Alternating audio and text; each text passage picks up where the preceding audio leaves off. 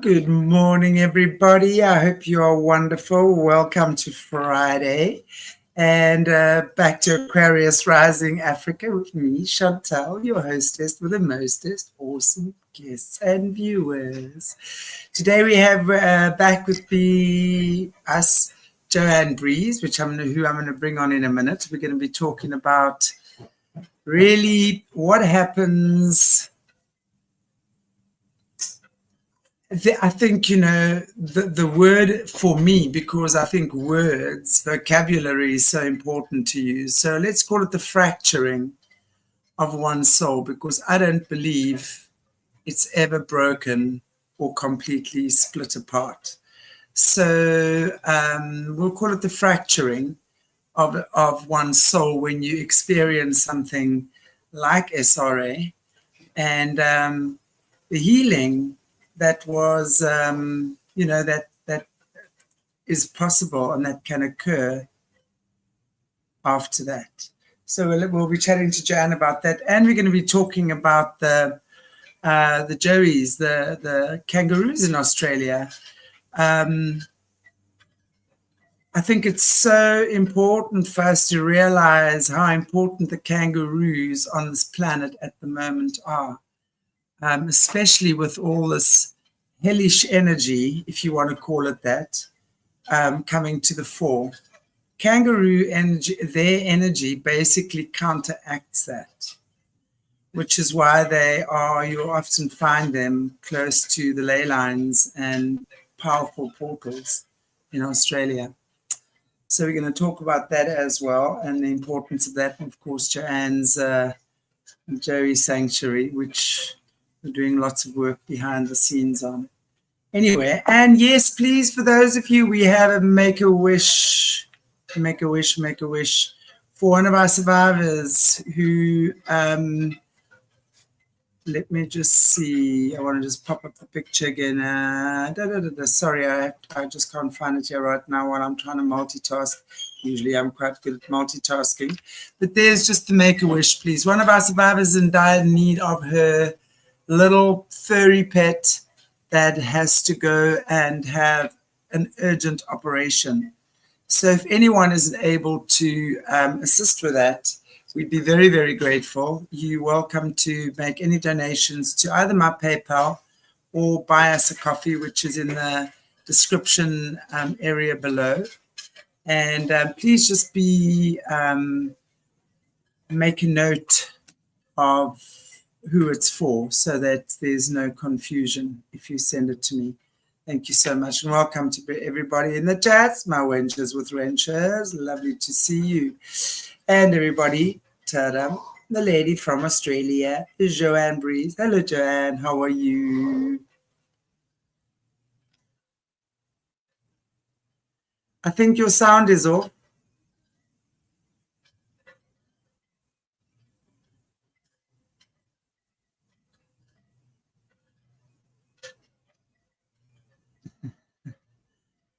I don't know what's going on there now.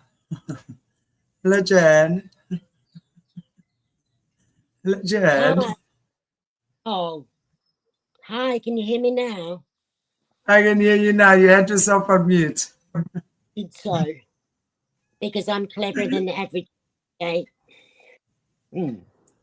How are you? Yeah, I'm all right.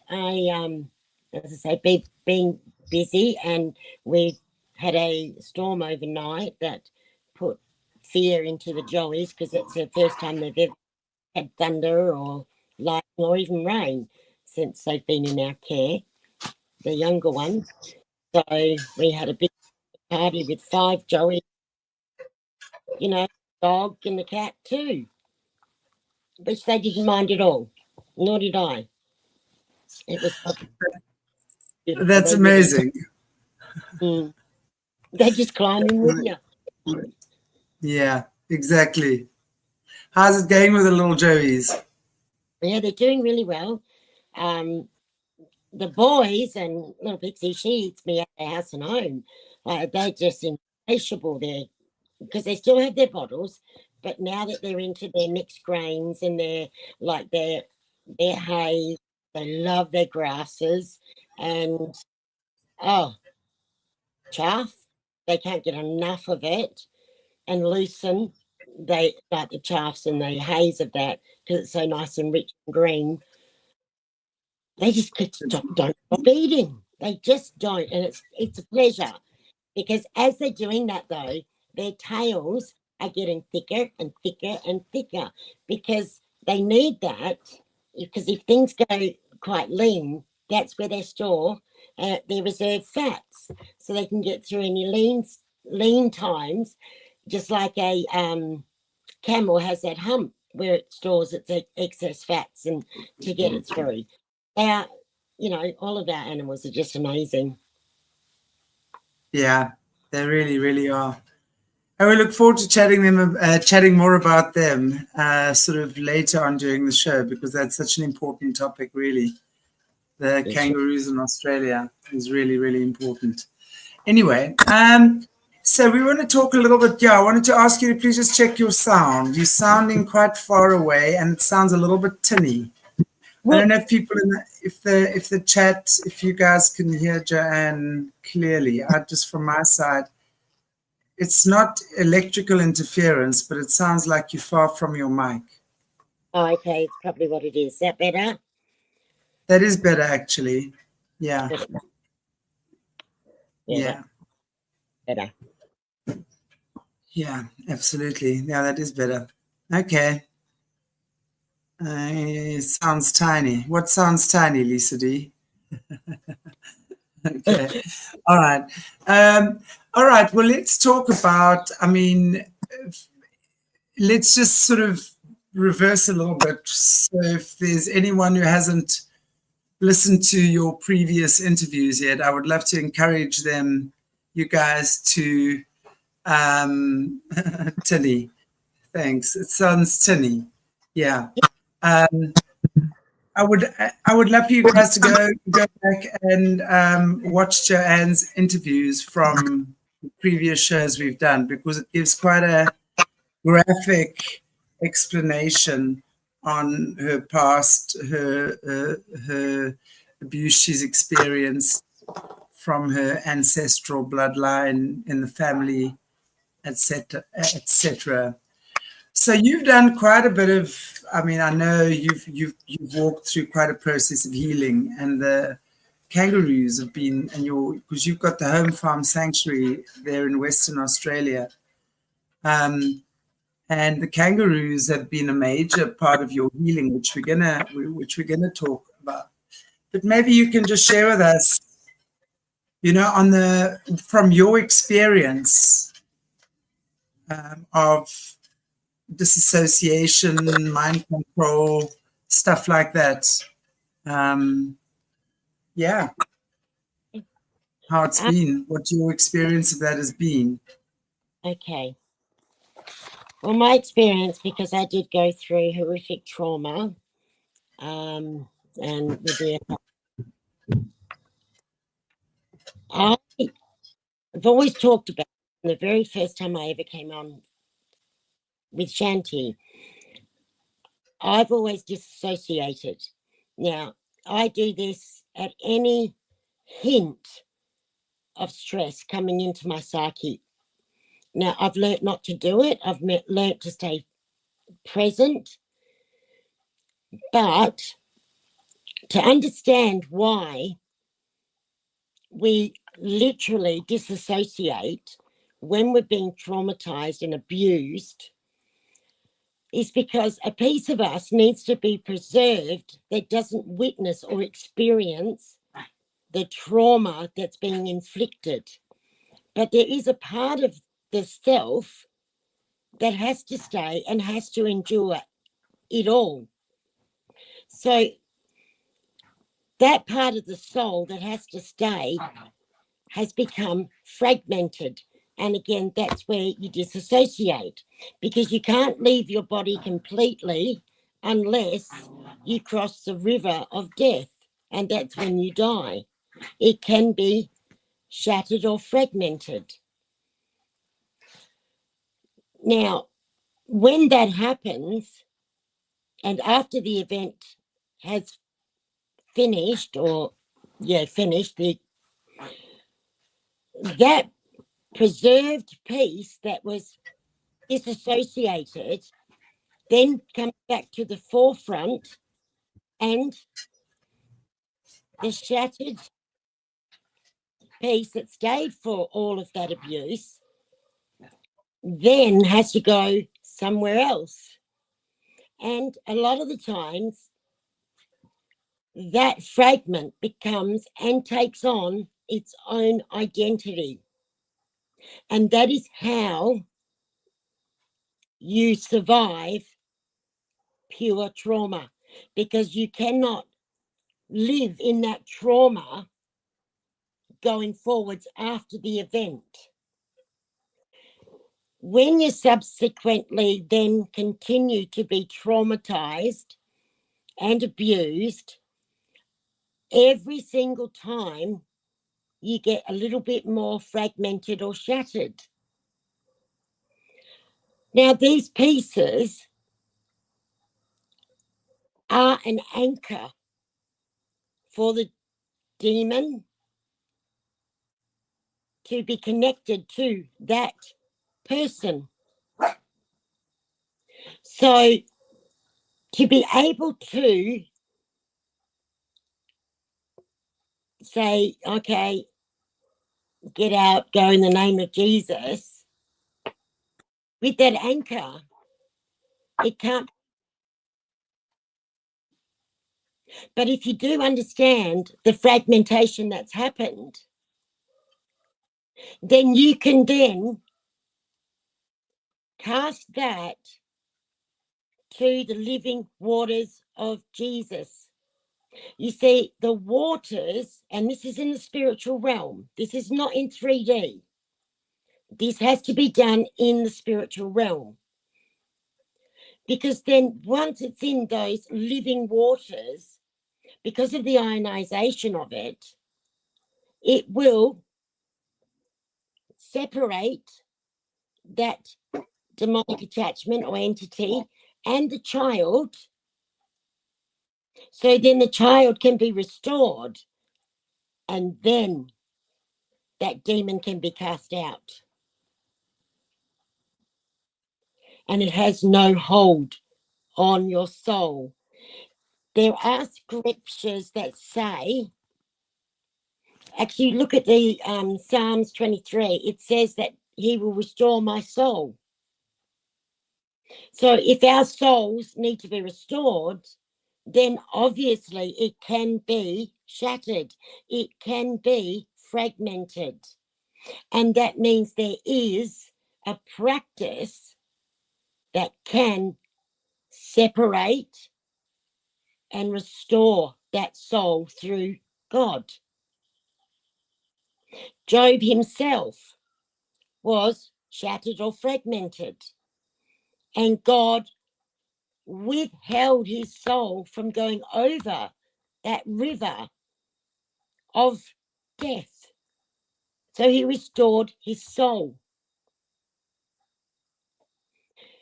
Sadly, in this world today, too many people go to psychologists, psychiatrists, and seek help.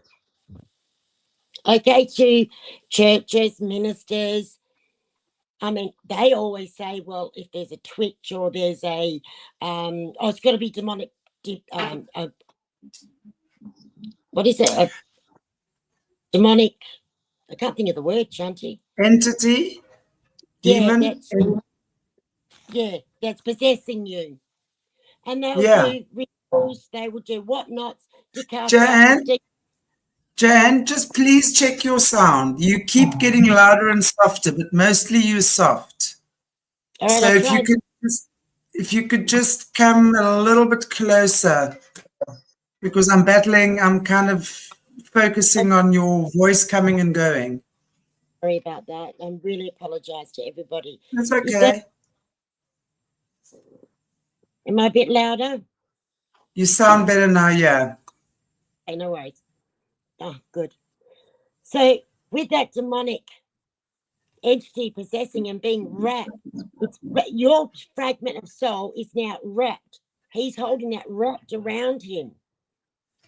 And no ritual, no nothing cannot get that gone just by saying in the name of Jesus go, or trying to bring the demon out, and because they are anchored. So it only I agree with that. I so agree with that because, yeah, you know, of what you're speaking now is what I often see when I work with people, you know, who have entities and things. And I think what I'd like to preface this by saying is that I don't believe they can steal your soul completely. Yes, they can do whatever they have to do to shatter or fragment it, right? But it's still kind of like all connected. It's connected through like that golden thread. And so that's Jessie Zabota in the past has spoken about. She uses the example of like a filing system. So each drawer has a memory or something that is filed in there, and it has like an entity that's guarding over it, right? So that's, and then as you get open one memory or whatever it might be, then there's a whole explosion. And that, I think, is what happens with a lot of people when they start retrieving memories after they've been through SRA, right? So I think that makes perfect sense because as it fragments, a part of that fragmentation anchors because that's part of your gold, right? That's part of your gold. And that's what that entity or demon will want to claim. So it's not necessarily that it's you've lost it. It's just really been claimed by another entity and controlled by another entity. exactly. And it's only God who, through the living waters, Sound, Joanne, being sound. that was me again. And it's only through God that these they can be detached and their soul can be restored. You know, you can't even sell your soul. You know, you just can't. It's not Yeah, yours to sell. I've heard, you know, what they're saying now is with these cloning programs. So it's not really necessarily the soul you sell, but you sell the rights to yourself being cloned and obviously being used for all these nefarious purposes. That's right. That's what I'm hearing as well. But you know, I mean, I'm not an expert in these areas. I just want to research and understand as much as what I can, and then obviously speak to the people who do know about it. So yeah, but that's what they're saying, you know, with the cloning. I mean, if you follow Donald Marshall at all and people like that, and I mean, and then you're hearing like Hakim Rao who comes onto my show. You know, they speak. I mean, cloning is the order of the day. It's the order of the day. So yeah. It certainly is. And not that, there's also you've got in your scriptures that there's sin, there's transgression, but what about the iniquity of sin? Okay, so if you sin and you realize and you start confessing, which is what we've been guided to do, confess to one another and repent. That means turn around, 180 degrees and stop doing it, whatever it is, lying, stealing, whatever. Then that has no longer got a hold over you because you're no longer choosing that life path of doing those sins. But then it goes to a transgression. A transgression is a knowing and still doing. Well, you haven't So checked yeah, out. that makes perfect sense. You know, when you look at it like that, exactly, because now Now you know, right? You know what not to do, but yet you're still choosing to do it. That's right. So when does a mistake become a transgression? Because, obviously we learn through our mistakes. So at what point does a mistake no longer, what point is a mistake no longer a mistake, but a transgression? Joanne, I'm not sure what's going on with your sound there. There's lots of scratching and you're soft and loud all the time. Sorry. I just want to see if we can sort that out. Showing it's on there. Yeah, I don't know. You sound fine now, but it's like as you talk, it's like as you move further away from the mic. It is me. It is me. But what you were saying, and I'll say close to the mic, what you're saying too, yeah, it makes the point where it's no longer just a sin is the moment you give your emotions to it and you choose to continue. So your emotional state, that's within. That's the transgression. Now, with that transgression, you get the iniquity, which is where you pass it down from generation to generation. It then changes your DNA. It's in your DNA. Yeah. I've seen that. I've actually heard that because what happens then, like especially with the bloodline families, and the satanic families, is that this evil, the evil acts that they continue, it's become so ingrained in the DNA of that family, right? That now that's all they know. So literally the kids are born enjoying evil. That's in their DNA. So, and I'm sure that's when we'll often see, like we hear these stories like serial killers and stuff, they first start by torturing little animals and things like that. So they derive some kind of pleasure out of that. Of course they do. Yeah, they really do. Because, see, you've got to understand too, when it comes to bloodlines and these families, and they do it knowingly. They're brought up knowing what they're doing is wrong from a very young age. They really know it. But they are privileged because that gives them more power and more abilities in the dark realms. And that's all they're after. They're not after anything. And they derive absolute pleasure. And if they go back and remember any time, anything they've done, it still gives them that amount of pleasure. It's real. It's there. And these people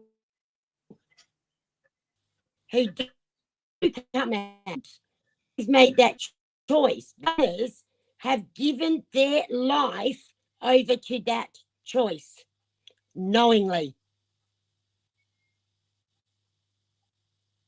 Yeah. And that's such an attachment to these that are born into it. Oh, and it's very, very, very hard if you're being tormented, doing the rituals, being abused, whatever it is, and if it keeps happening and you're re-traumatized and from the womb through, and the trauma gets worse and it gets worse and you've got that many fragments of your soul. And how many demonic entities or demons are trapped in each of those fragments? Yeah. And they're all Say that again. I said, and all these fractures become anchors for demonic entities. Yeah, exactly. Are you still having trouble with my sound? Because I can't see you. This is weird. I can see you all right. Yeah, your sound is in and out, so I have to straining my ears, but I'm hearing most of what you're saying. As long as the viewers can hear, that's good. Okay. So when you talk about, let's say each fragment that has been shattered is possessed by something, right? An Yes. entity of sorts. So what would you say then?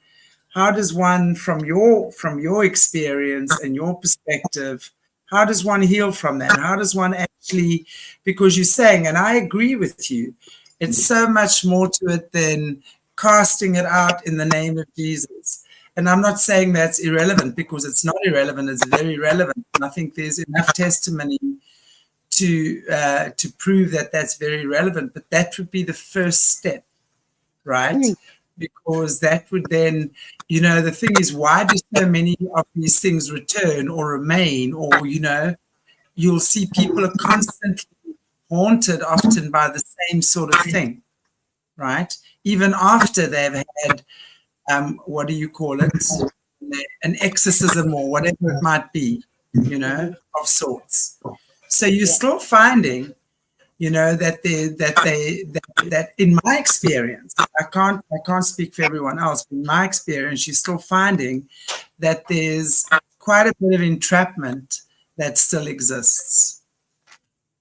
And I think that's my answer to that is, and what I do when I work with people like with schizophrenia or a lot of your mental illnesses, is you need to work with that person so they get an understanding of what the attachment really is. Yeah, it means you don't have to go back into what's gone on and all the trauma, because that's just mainstream and it's loose and it's creating it, and they keep bringing it up and keep going over it, and it's all for the purpose of the dark world. So what you need to do is work with that person, identify the fragmentation, because you do know when you're fragmented. And then let's say somebody, because what I've experienced doing these shows, a lot of feedback I've received is that some people wouldn't even have known that they didn't even have any memory yet that they were in any way involved, and through watching certain shows, memories suddenly start surfacing, right? And even with survivors who do know that they obviously have memories and stuff, but unexpectedly, let's say something we talk about will trigger someone, and then a whole lot of memories or whatever starts surfacing. So, but especially when someone's hasn't had it before, because that's quite something to deal with. I mean, I'm sure there would be signs. There would be some time, I mean, to go through that experience as a child, even if your memories are how blocked off, there's definitely other things that have gone on, in my opinion.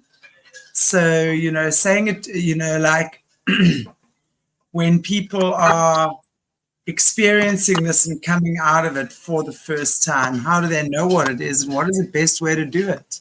Deal with it, rather. Well, the best way to deal with this is, as a lot of people do, they go and seek therapy, or they go to their ministers, they go to their churches. The best way is to find someone who doesn't just work with the outside body, somebody who is spiritual, not religious, not a Christian. Otherwise, you get put down a road where, and I went down this road, Chantelle, where you know what I'm saying? You're being told this is the reason, but psychology, all of that is only the study of the soul. They don't know the soul. Go back to the scriptures. Study of the mind, you mean? Psychology is a study of the mind. No, it's a study of the soul. That's what they're trying to study through the mind. You understand what I'm saying? They really. They're never going to reach the soul through the mind. You got to be kidding me. It's true. Not going to happen. No, that's why so many of them, right? So they don't help. They can't help. They do not bring God's word and the spiritual realm into their practice. I think what's so important, and I think that is such an important topic to discuss, especially in our world of mental health today.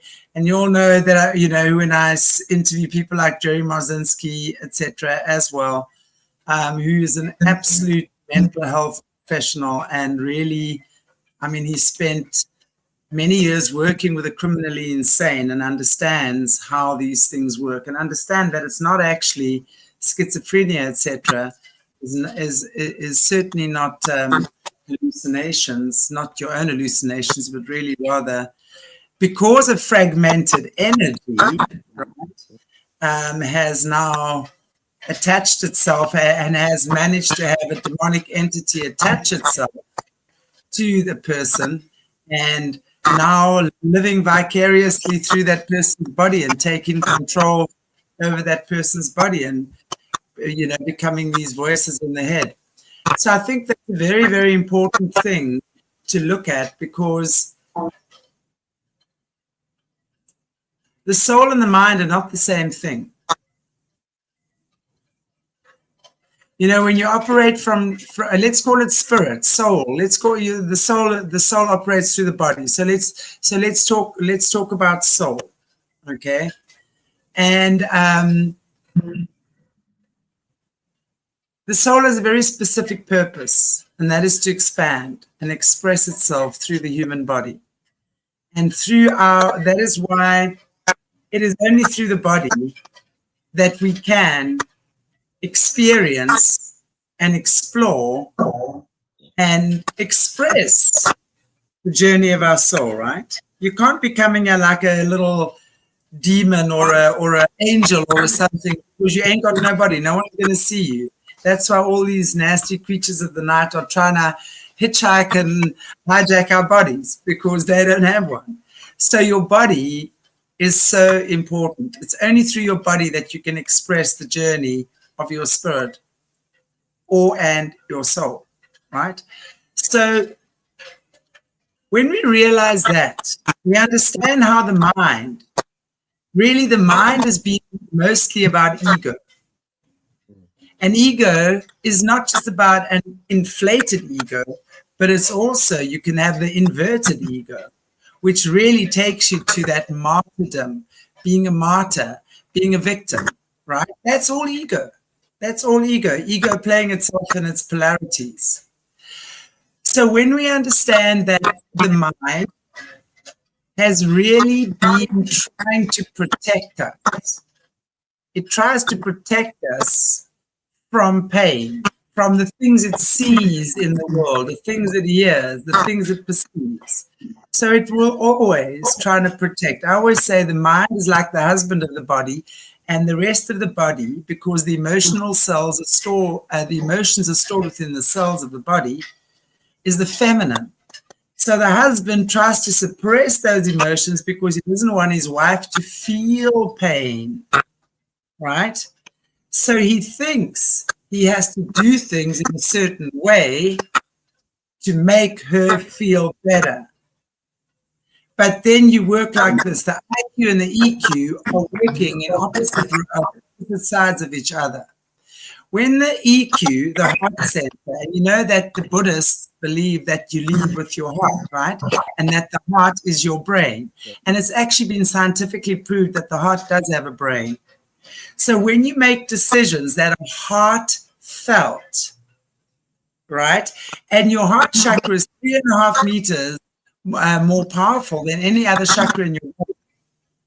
So only when you've learned to give and receive that perfect balance of your emotions, which is your heart, right, do you then make good decisions coming from the heart. Before that, you're either going to be coming from a shut down heart or an overextended heart chakra. The heart chakra is probably the most difficult chakra to balance in the body. And that's exactly what you're saying, because when you start working through the heart, the mind then relaxes. And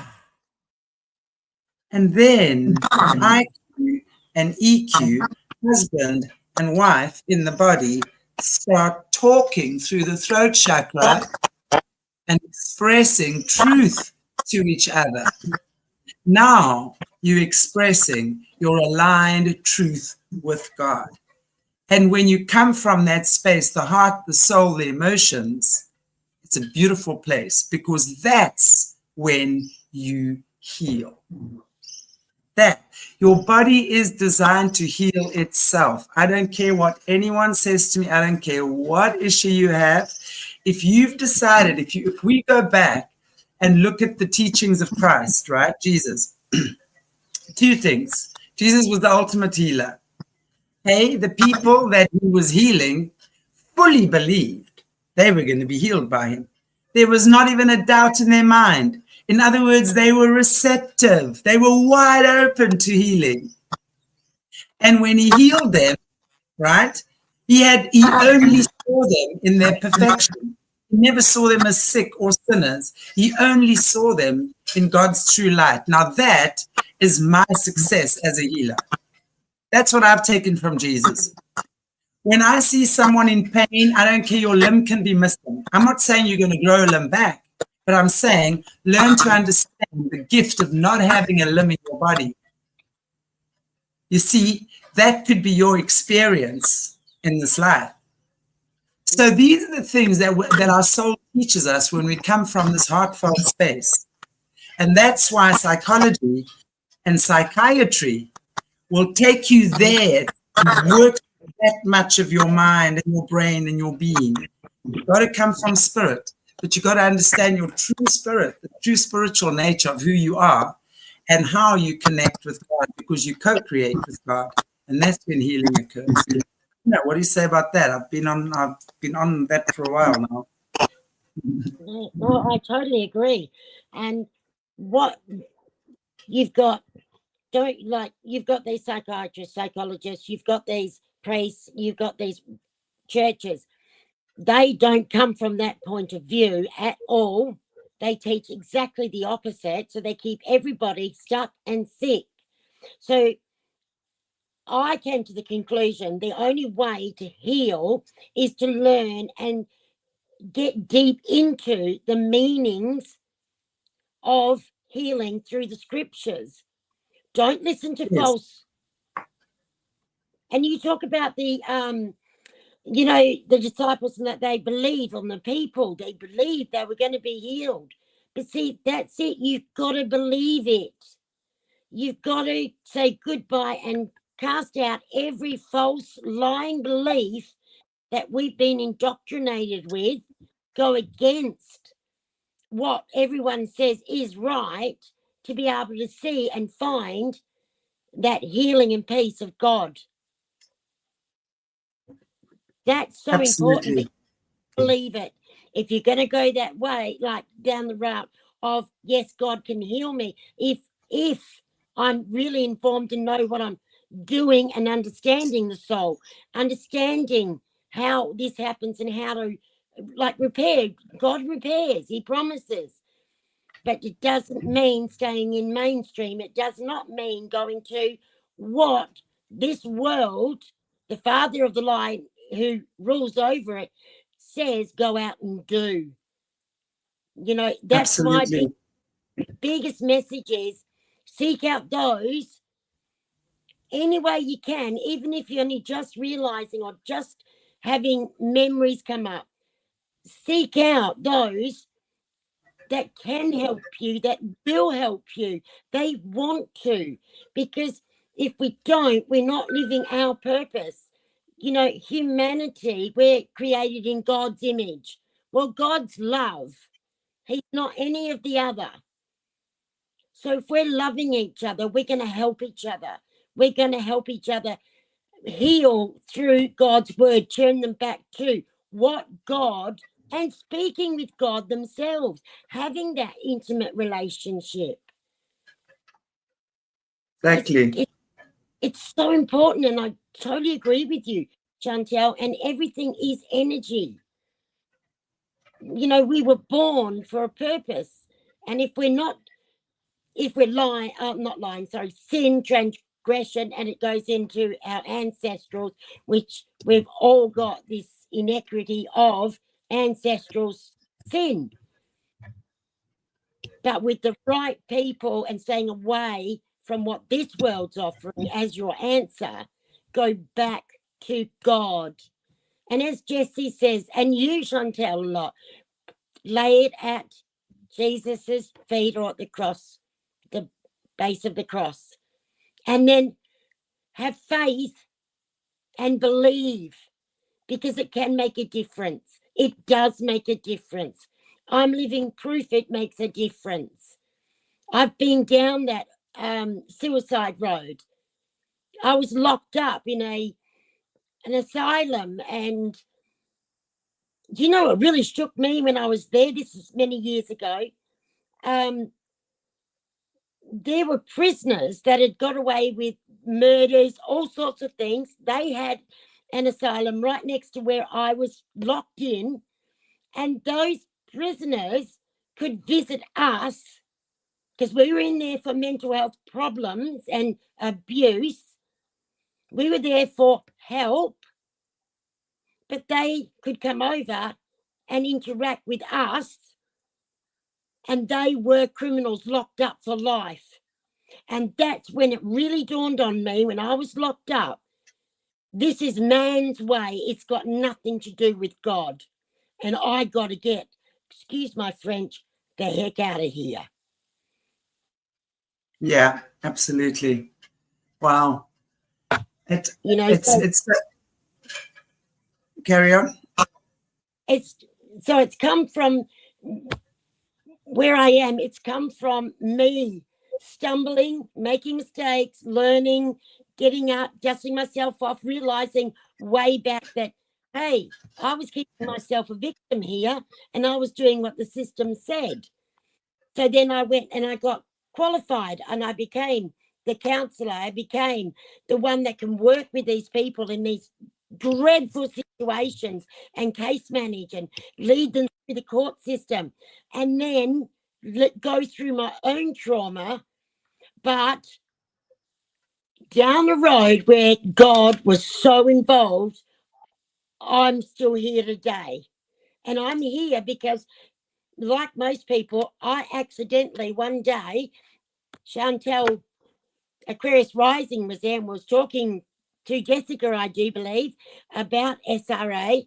And I clicked on it just for, let's say, shits and giggles.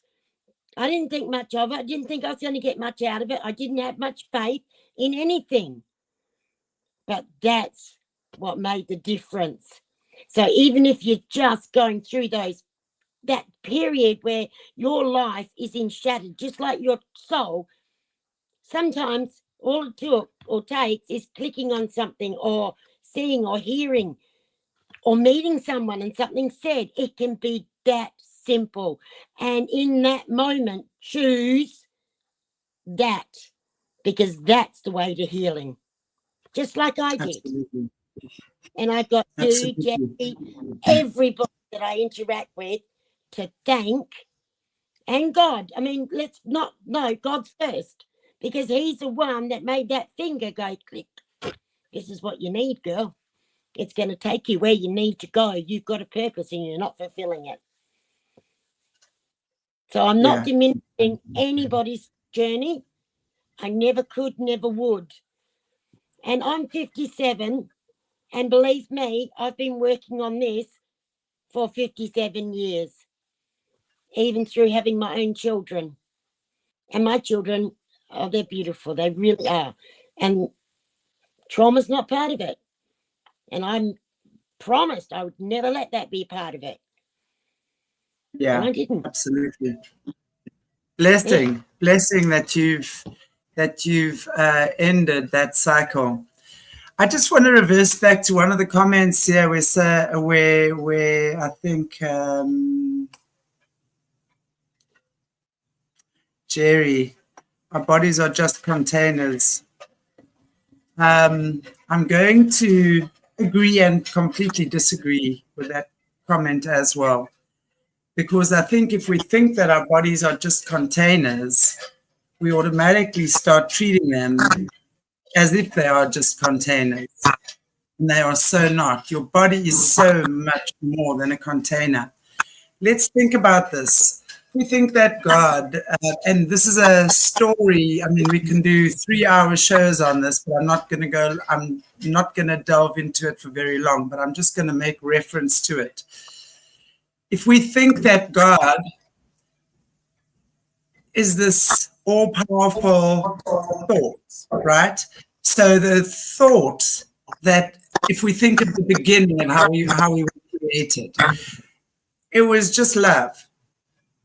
And the thought then created matter, because that thought, God, wanted to express and share that love, that experience with others, itself in the form of others, his self in the form of others. So when we look at it like that, and yes, it's a lot more intense in detail, but I just want to take it down to sort of like a synopsis here. Each and every one of us is a ray of God's light. I said to God once, show me who you are. And God said, I am the sun and you are the rays. Each one of you is a ray of my light, expressed uniquely and individually, right? Driven by the same centrifugal force. So all of us are created from that expression of light, of love. Each ray, a soul. You, me, quadrillion others. Now, when we come to Earth, that soul expresses itself physically. So think about it like this. Your soul operates on infinity, right? And you're going to come down to Earth, which is how many dimensions? You need a meat suit. So then, while it slows itself down and then creates body. Your body is the direct expression of your soul. Your soul operates within your body. Your spirit is head honcho, if you want to call it like that, right? So your soul cannot express itself unless through your body. Your body has around 30 trillion cells. One cell contains enough information to write 1,000 books of 600 pages each. That is contained within you. And that's when we talk about heaven is within you. Because that expression of God lives within each and every cell. And only by going within in our prayer, our meditation, and understanding, finding alchemy in our pain, finding the alchemy in our horrors in life, do we then see the miracle of how the body starts healing itself. I have seen miracles as a healer, I promise you. And how the mind, as the mind expands and perception changes, so everything that you attract in your world starts changing. And that comes because you believe. Rumi, my favorite philosopher of all time, Rumi says, break your heart wide open. And boy, oh boy, when you break your heart wide open, you sure as hell get rid of all the muck that's been in there. And then you start the process of rejuvenation, regeneration, and resurrection. That's how we resurrect, is through our heart center. We resurrect through applying the teachings of Christ. We apply it. That's your resurrection. And that's how you start seeing your body start healing itself. I'm living proof of that. I've done that with myself. and not just physically, but in other areas. And I've watched my clients heal themselves with this consciousness. And no, it's not witchcraft. And no, it's not done from the devil either. It's done from the love of God and the knowledge that you are the most precious gem that there is. And no matter how much pain you've been through in your life, your healing is that much more joyful then. The feeling of healing is that much more beautiful. Oh, Absolutely. like that. You start blossoming like a flower. Well, I can testimony to that. I was diabetic, insulin. I was dependent on insulin. And I decided, this again was some years ago, many, I decided I didn't want to be insulin dependent. It really offended me that my body was that sick and I'd allowed that to happen. And yes, I did allow it. So I said to my doctor, I said, I'm going to get off insulin. I'm going to do really well. Well, it took me about 9 months, and I, with my exercise, eating, with everything I did in my life, I got off insulin. I got off it. I didn't need it, and maintaining it. It does happen, because as we start to heal those fragmented or those fractures and have those entities, demonic entities, oh, you know what I'm saying? They are being separated from that injured child with those traumas. Your DNA can repair.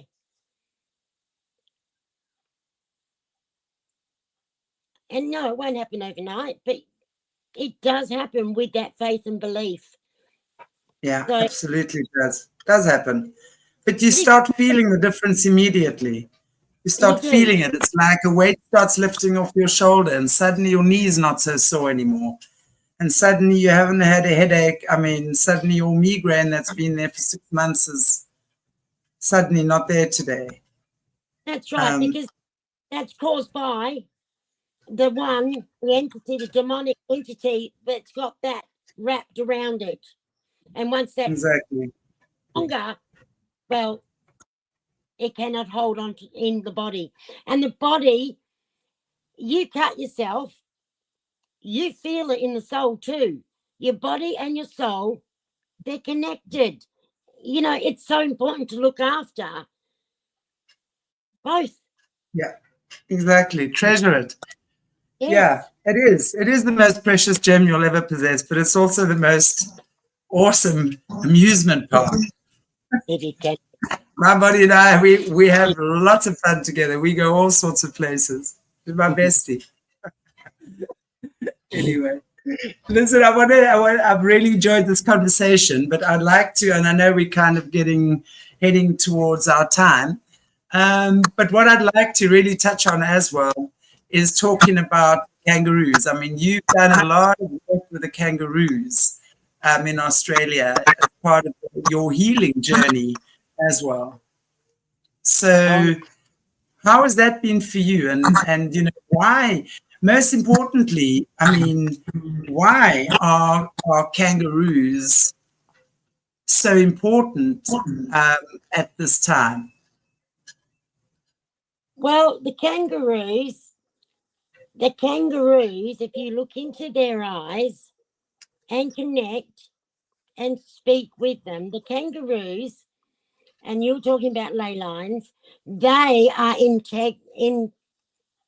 intricately connected with the continuation and health of all of us, the bees, the birds, everything. I don't know if you're ready for me to bring out about the kangaroo's soul yet, Shanti, are you?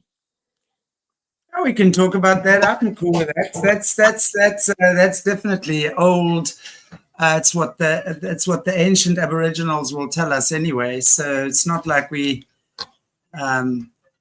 getting this out of nowhere. This is ancient. Yes, the Indigenous here in Australia, or Western Australia, where I am, but it is across. The kangaroo are human souls. They were humans. They understand, and they've got their own beautiful grid that has been destroyed and tried to be dismantled over many, many years. But see, without that kangaroo, no animal knows the grid of where to go, how to do it, what it is. They are so important to everything. I don't know if I'm putting it right. I'm so passionate about it because I just talk to them and they talk to me, and they have got so much wisdom on how we should do things. I mean, they're the ones that said to me, well, you know they're wiping out the bees, don't you? No, so I better go and do some research. They are really wiping out the native bees here in Australia and introducing foreign bees and making their own what is it called? Where they make their own genetically. They mix several different types and make it. That's it, hybrids. Thank you. You know, and these hybrids, they don't give the healing. You take honey. Honey is the most pure and strongest antibiotic, anti-inflammatory, anti-anything in this world. So if they can get rid of them, and that brings us to the hexagon shape, and that's what their grid, that's the shape of their grid, which is the shape of our grid, which is the health of our world. And it's not only kangaroos, there's many other animals. That's why, too, they want to make them extinct. Because if that gets repaired and people then are more connected back to God, because this all goes back to God, then Satan loses, doesn't he? So they want to keep everybody trapped. They want to keep them where they are now, in this realm, this existence, this reality. And this reality, you don't want to be in it because it's all going to fall. It's all falling now. Worldwide, we can see that. But no, exactly. You know, and it's not, as I said, Shanti, it's not only the kangaroos in Australia. The kangaroos used to roam the whole earth. And there were so many different types, sizes of these kangaroos. But systematically, they've been wiped out. Now, what's happening in Australia at the moment to do more damage is they're literally making shoes. They make little purse or little pouch purses for men out of the testicle bags. You name it, belts, purses. And they get the little tiny joeys. This, I must say, it's going to upset. They literally bash them against an object to kill them, and they use their skin for all these beautiful shoes because it's soft and easy to work with.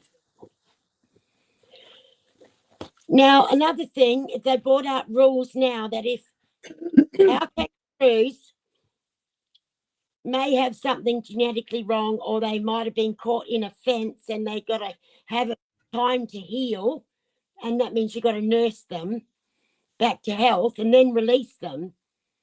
Well, now the rule is they are euthanized there and then. There is no chance, there is no rehabilitation. They're just eating, killing, exporting, and they're taking the I have something to say about that because Firstly, when we look back into the law, LORE, of the native people, right?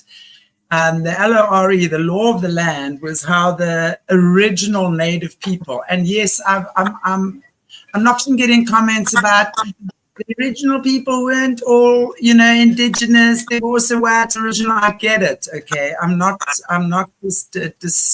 saying there wasn't that. I get that as well. But yet when we look historically, okay, at the two most ancient tribes on this earth, it will be the Bushmen and the Aboriginal. Okay, but Australia and South Africa seem to be competing about who's got the oldest indigenous tribes. I don't really care. All I know is that if you look back at the way their law, LORE, and the way they lived with the land, the nature they had with, the relationship they've always had with nature, with God, with understanding, how to live in harmony with nature, basically, right? And that's now been taken over by the LAW, the law of the West, which completely overrides native law, LORE, right? So, in a nutshell, the kangaroos are direct descendants of Great Spirit. They don't talk about God. When you're communicating with a kangaroo, they're not talking about God. They don't use the word God because, according to them, the word God is a human-made word. It has certain restrictions relating to the understanding of the Creator. That's pretty much what I get from them. So they refer to their Creator as Great Spirit. They are direct descendants of Great Spirit. They are pretty much keepers of the ley lines. And as you said, Joanne, they used to be all over the world before. But now they've kind of, for some reason, and I'm not sure why, have gone off to Australia. And you'll often find them at places where there's a lot of portals and ley lines, because they literally take care of that. And let's go back to Australia. Australia, unfortunately, the Australian government and the powers that control Australia are disgusting. The stuff that happens in Australia is on another level, okay? Let's just talk about down under, right? It looks all peachy clean when they're advertising holiday destinations. Of course, they're going to show you the beautiful places. They do it here too, right? We have got beautiful places here, and I know Australia does too. But underground, there's a lot of debauchery, depravity. The underground facilities in Australia are on another level. There's a lot that goes on there. So what they're telling me, what the kangaroos at this point are actually communicating with me, and I'm going to tell you that this is my source, direct from them, right? When they hop, the sound, there's a certain sound they make, which I can't explain it, and the frequency that they emit as a, what do you call it? Is it a herd of kangaroos? What do you call it? What do you call a lot of kangaroos together, Jan? A posse. A posse of kangaroos, a gang, a bunch of gangsters, whatever, like that. And especially that frequency that they create with a hopping is actually counteracting the frequency from these guys creating the direct energy weapons, and they've now created direct energy warfare on the kangaroos. So a lot of the fires and things you're seeing in Australia are to try and get rid of the kangaroos, by the way. A lot of these disasters is really aimed at getting rid of the kangaroos, because they interfere with their creating evil because of the frequency they carry. Kangaroos are cryptids, remember that. Now, think about why this information is coming out now. It's coming out now because we're also seeing, when we're looking at these cryptid shows, these dark demonic creatures of the night are starting to come, and they're coming through the veil. They're entering our realm now. Kangaroos protect us from that. They counteract that. They literally counteract that, which is why they're at the most powerful points, which are the ley lines. Interestingly enough, they used to be human. Kangaroos, they're telling me that, and it's not. Also, when I got that, and I went, whoa, hang on, I need to go and check this out. That was also, I saw that on another podcast from someone who was speaking about elders, speaking about that kangaroos, in fact, used to be human. And so eating a kangaroo is like eating your brother or sister. And like things like cattle and sheep, for example, they have an agreement with human beings to be eaten. Not that I like it. I don't agree. I don't endorse that agreement at all. But they have an agreement with humans to be eaten. Kangaroos don't. They do not have an agreement with humans to be eaten. So Australians need to stop eating freaking kangaroo meat. They are creating such bad karma for themselves when they eat the kangaroo meat. My opinion is that's part of what's going down in Australia at the moment is going down, because they should not be eating kangaroos. It's something that a lot of Australians do. Someone actually said the other day, the first time they saw a kangaroo leg or something, it looked like a human leg. I'm like, oh my God, no, I don't want to see that, right? But yeah, so we really, and my point with saying this as well is that as much as what the dark entities, the gates of hell, etc., be opened, so are the gates of heaven, people. So are the gates of heaven, right? And this is heaven's way, God's way of giving us information, of giving us tools. And when I say tool, it's not even about doing it. It's about a consciousness we reach. We reach a state of consciousness when we understand these things. And that state of consciousness is our key. I always say, your, frequency, the matrix, getting out of the matrix, so to speak, it's a frequency thing. It's a frequency thing. When you carry the right frequency, the real Christ in your heart, and you're living by that, you're applying that, you've integrated that, you've embodied that, you're well on your way, you don't have to be perfect, no one is perfect, right? That's when you unlock your own cage, literally. And it means that we've understood the importance of animals. It means we've understood each and every creature. If you snuff out a spider tomorrow, you've snuffed out part of God's consciousness for no reason. That spider's never going to live again, right? We got to think about these things. It's not just about reading your Bible. That is just so limiting if you're going to stick with only that. I'm not saying it's wrong. I'm saying it's a step to understanding that. Now, apply